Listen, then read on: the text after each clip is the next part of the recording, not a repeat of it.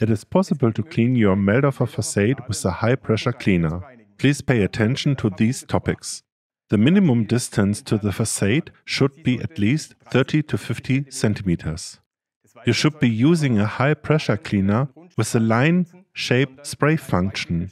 Please use a spray nozzle between 40 to 120 degrees. Clean your facade only with lukewarm water without any additives. Pre-wash any contamination or dirt with a suitable cleaning agent or brush. If necessary, pre-clean any algae and fungal growth with suitable products.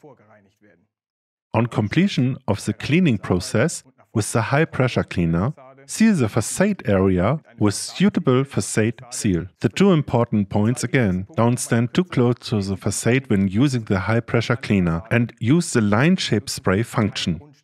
Please clean only intact facades, not damaged ones. If you follow all these points, your facade will be as good as new afterwards.